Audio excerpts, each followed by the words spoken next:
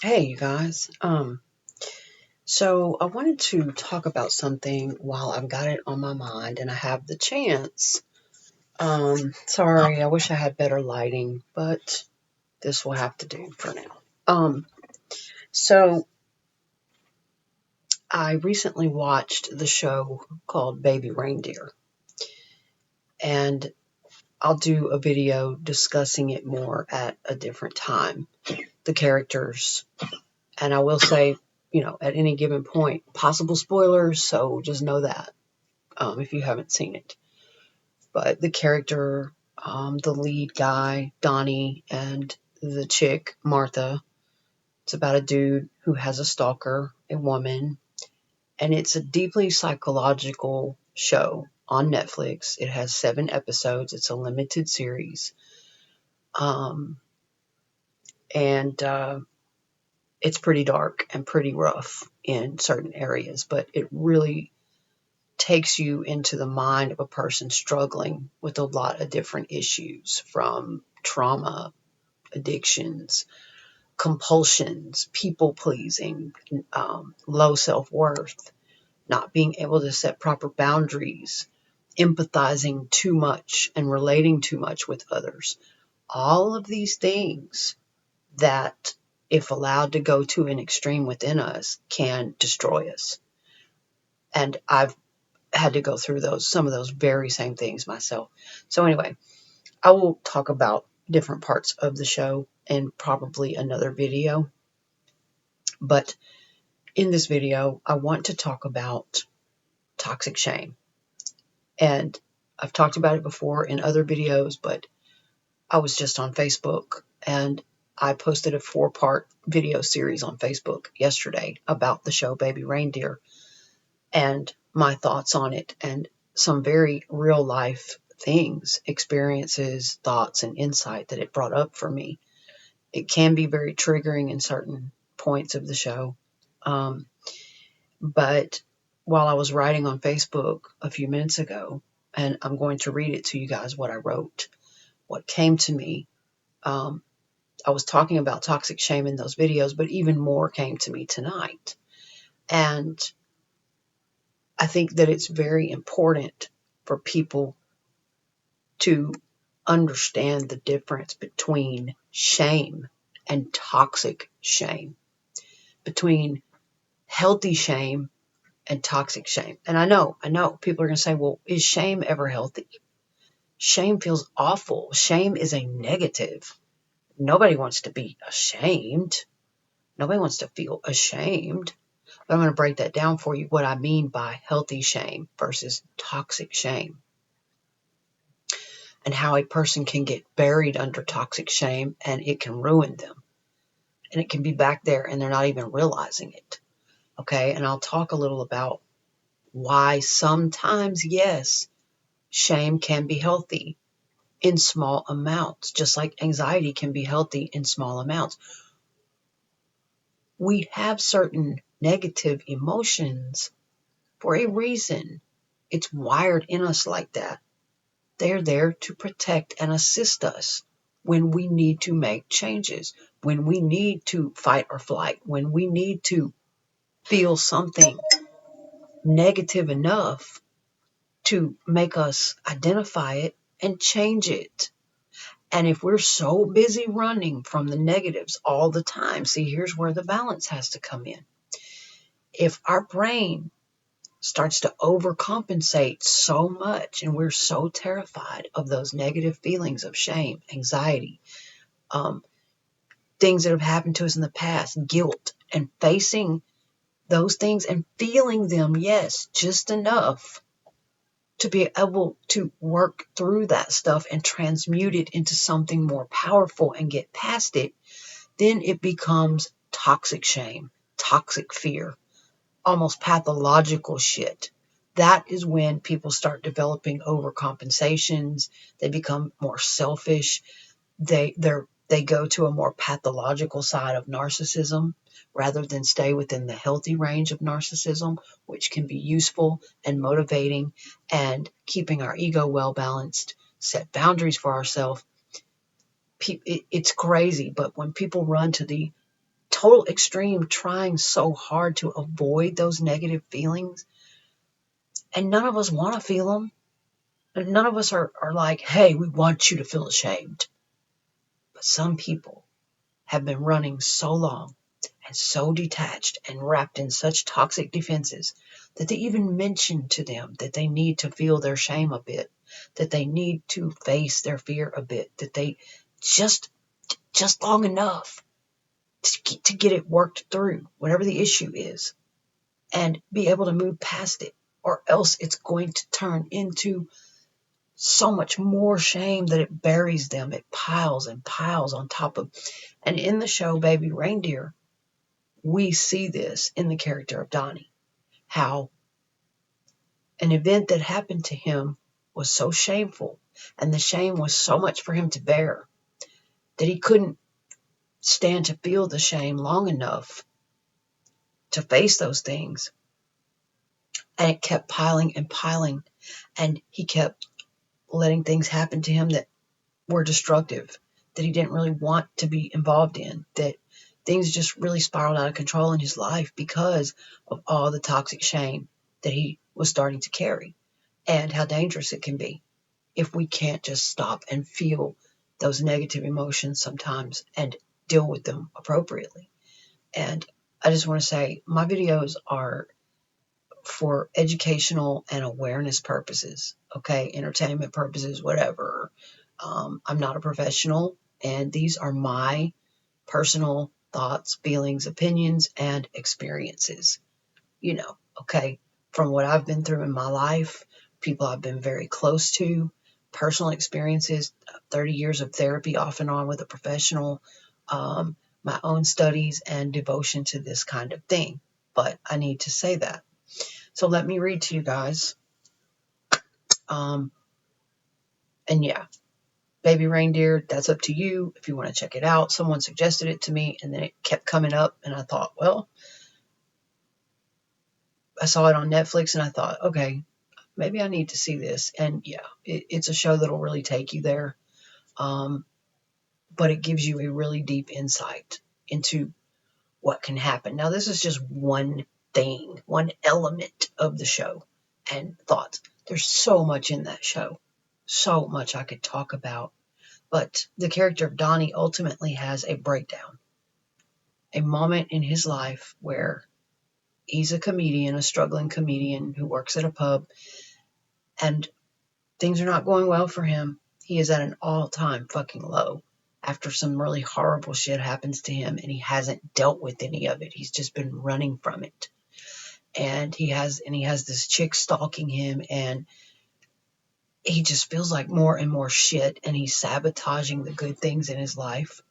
A woman that he has fallen for, and the safety of her, and the normalcy, and he's sabotaging, and he just can't. And so he has this breakdown in a scene where he totally strips off the mask, the pretense, and he goes to a place where it is so excruciatingly hard for many of us humans to go, to a place of vulnerability that, and he admits and confesses to the most horrific and shameful of things, and admits how he lies to himself, and he's aware of these things. And you have to be able to do that. But what he did, that scene was so fucking powerful.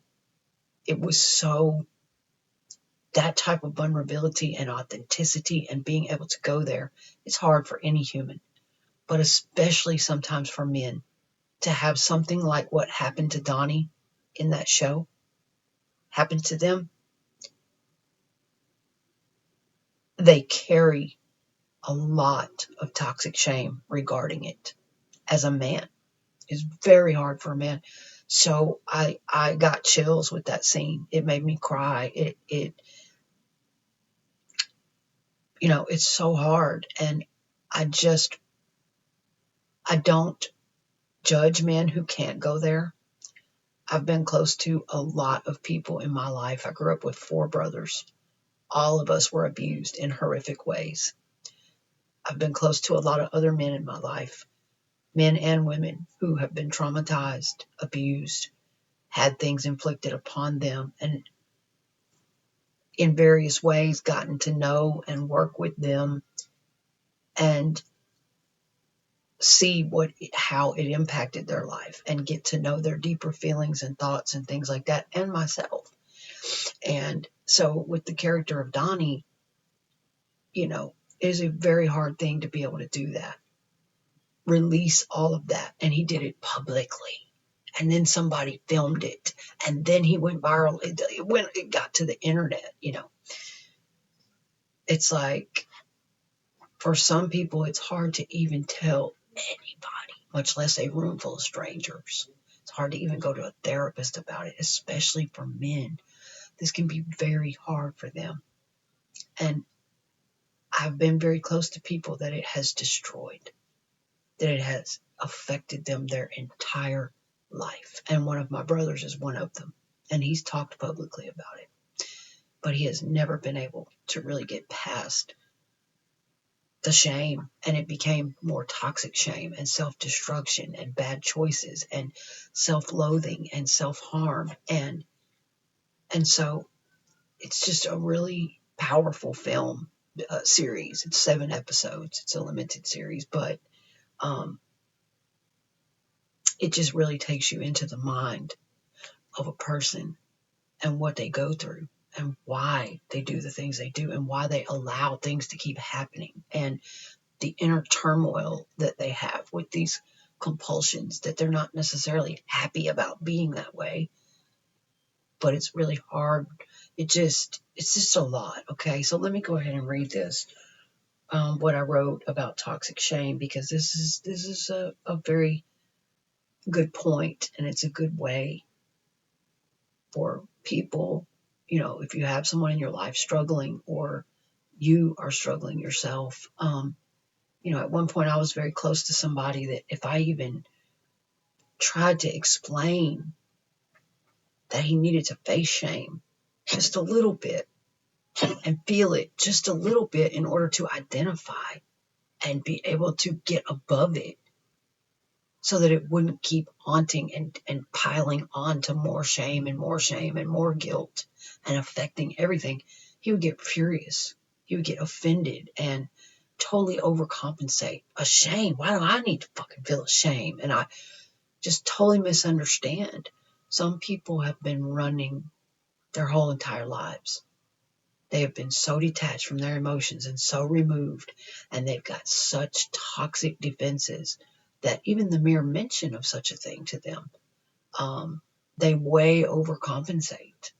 Okay, and it turns into narcissistic defenses and all kinds of things, and it's just painful seeing somebody trapped there, especially somebody you love or that you're close to, and they can't bear to feel it and face it long enough to be able to get past it, because sometimes really the only fucking way out is through the very thing that we are so desperately trying to avoid.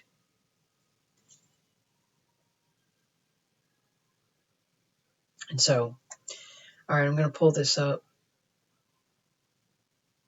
what I wrote about toxic shame. And these are valid points. I feel that they're worthy of sharing. Baby reindeer. Okay. Healthy amount. Okay, here we go. Sorry, guys. Okay. Toxic shame. The difference between sometimes necessary negative emotions, even shame, that kick in and help us to change, to take a look at our actions and identify things, is necessary, knowing the difference. To me, toxic shame is actually when a person has avoided for so long feeling a certain amount of healthy shame, life-changing shame. They've avoided it for long periods of time and been unable to work through or face very traumatic, embarrassing, hurtful, deep secrets, events, things that they did or that someone did to them. This is when toxic shame comes about. Just like the difference between narcissism, healthy narcissism, and pathological, toxic ass narcissism. Things are on a spectrum. Same thing with shame. Anything in little bits can be useful to us, you know what I'm saying? But it can also become very toxic if we let it, or pathological. Unable to work through or face very traumatic, embarrassing, hurtful, deep secrets, events that they did or that someone did to them. They cannot bear to address these feelings and let themselves feel that shame and turn it from shame into something more powerful and productive, life-changing. Take responsibility for what they've either done to others, get rid of the guilt, forgive themselves, and really work through that shit and really change those behaviors. Don't do it again on repeat, so that they don't have to keep feeling the same pounding down toxic shame. That's how toxic shame gets built up. People do these things. They keep running and doing the same things over and over and avoiding and feeling guilty and not forgiving themselves if they did it to themselves or whatever. Now, if it was inflicted on them, it would be a different process that they would have to work through somehow and get above blaming themselves, get above carrying too much of the guilt for what was inflicted upon them. But either way, these things have to be addressed and worked through so that it doesn't turn into life-destroying, all-devouring toxic shame, like we saw in the character of Donny in that show, Baby Reindeer. And it just stays there forever. It spirals, devours them, because if never being able to take a certain amount of healthy shame just for a short time to work through it. Okay, I'm sorry, I heard a noise. It distracted me. It stays there, spirals, and devours, because if they're never able to just take a certain amount of healthy shame just for a short time, a time enough to work through it, and therefore it piles and piles into the worst shit inside them, causing more problems, bad decisions, and sabotage of the good in their life. Toxic shame is usually inside of people who are drastically overcompensating, avoiding, running mentally from one destructive thing to the next, out of control. Stuff they don't even really want to be doing but feel compelled to do, or can't set boundaries and they let it happen to them. And they often go around acting brazen, bold, not ashamed of anything, ever, at all, which is dangerous. And some, if you even mention this process that it takes to get out of toxic shame, transmute it through actually feeling and being ashamed in a healthy way for a bit, they will fucking come unglued on you. Literally. I've seen it. I've lived through that very situation, as I said. And they'll be furious with you for even suggesting they be ashamed. Ever. Or, oh my God. And you know right then that, of course, with that kind of reaction, avoidance, overcompensation, that they are deeply filled with toxic shame and avoiding extremely traumatic thoughts, feelings, experiences, and that it's just too much for them. And they just keep going in denial, self-destruction, lying to themselves, creating webs. And it's really painful to watch somebody go through something like that, especially if somebody you care about or love. And it's painful that you can never help them understand that sometimes the only way out, like I said, the only fucking way out is sometimes through the very shit we don't want to be feeling, the very thing we don't want to admit to ourselves and face, very things we've been desperately avoiding. And it's causing all hell and suffering in their life and all around them, or us, or whatever. And they are so afraid of this, they'll do anything to avoid it, to keep up the charade, the lie, that everything is fine, that they're not ashamed of anything, all the defense mechanisms, even if it means hurting people who care and are only trying to show them the real way out. And they will only surround themselves with people who will continue to help them keep the lie going in their mind, keep them the fantasy going, to keep lying to themselves. Nothing too real or authentic, and they stay trapped in it forever. And it's so hard to keep participating in something like that. It strips everything away from you if you keep going along with it. And I've been in that situation. Walking on eggshells, not able to really live in reality, truth. You will start losing your mind just living around someone who's living in that kind of denial and fear. And you'll eventually even start becoming more like them. You will start losing your sense of balance and facing things, and you even begin to lie to yourself just to be around them. And then they start to resent, fear, or hate you for having this much insight, knowledge, and not wanting to dumb yourself down all the way, down into oblivion, until you're completely devoured in your own web, like what they're doing to themselves. And until a person is ready for this, they will hurt you seriously if you don't participate and go along with it, punish you, run from you, put you in a position to be forced to make a choice, forced to take action, forced to choose sometimes for your own life, between your own life and theirs, your own sanity. And really all you want them to do is just face a tiny bit of that fear, drop the illusions for just a bit, feel these very real emotions just long enough to transmute them and get through them. Not that you want them to feel ashamed of themselves, but some people really take it that way, in a childlike mind, because they haven't healed certain issues. They don't interpret it in a very emotionally intelligent or mature way. It feels almost like they're in a childlike state, and they react in a very childlike way to it sometimes. Because people who totally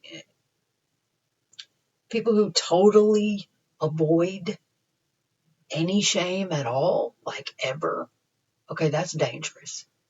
You know, like I mentioned earlier in the video, it's unhealthy, and it can become the worst kind of pathological narcissism. To overcompensate for the deep shame and fear they really do feel, the self-loathing, and they can become scary, hurtful, selfish, careless, and even dangerous to you. Yes, I've been around this shit off and on all my life. And some people are that terrified of that specific kind of vulnerability and facing shame. And that kind of vulnerability that it takes to admit, face, and feel shame just long enough to take its grip and power away. The grip it has on their life, to take that away and transmute it into power for themselves. And either forgive themselves and what they did and change it, or work through what was done to them and stop blaming themselves, as I said. And they've been running so long, detached from those deepest emotions so long, and have never, ever learned to touch base with it, and had no guidance. Some people have had no guidance whatsoever on this kind of thing. And it's really, truly horrifying to them.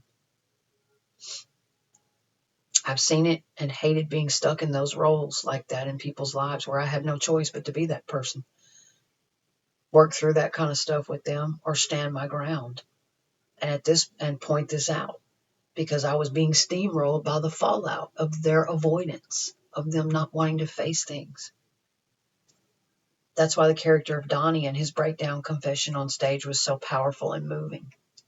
That kind of courage that it took, especially for a man to go there like that, the most tormented, embarrassing things that happened to him, and how he lies to himself, and really just coming to terms with that. Just a total taking off of the mask, and didn't want to run anymore. But a person first has to even be aware enough to admit to themselves that they're doing these things. And some just cannot. They've been running too long, all their life, some since they were a child. And it's so crushing. And they are stuck like that in the toxic shame forever. The dude in the show had not experienced his trauma as a child, though. The character of Donny basically seemed to have a pretty loving, decent family. And he did not experience his horrific trauma until he was an adult. Now, I can't say maybe he was always the most secure dude growing up. I don't know. It didn't really show that. But when his toxic shame started spiraling, and he let this stalker woman take over his life and start dominating his thoughts and his choices, and all this shit vortexing, was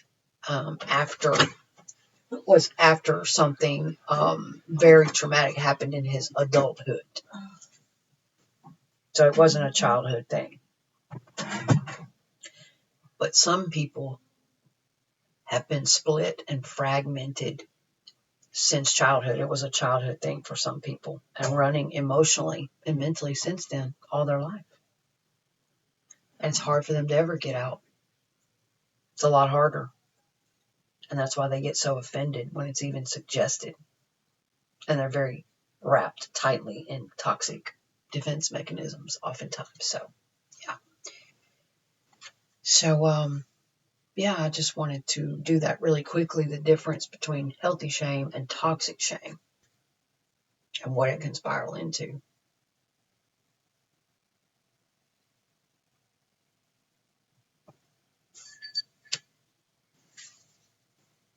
Wake up, buddy. Wake up, buddy.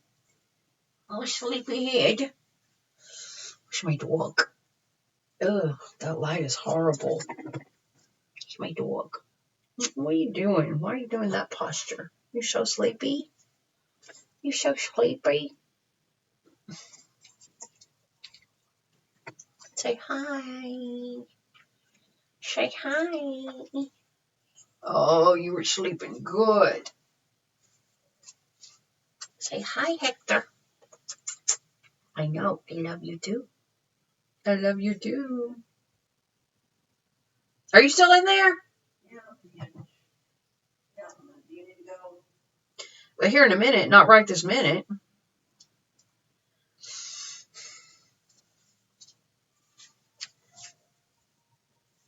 Say hi. Why are you sitting all stiff like that, dude? Huh? Why are you sitting all stiff like that? But anyway, all right, well, that's good for now. I'll wrap this up in another one.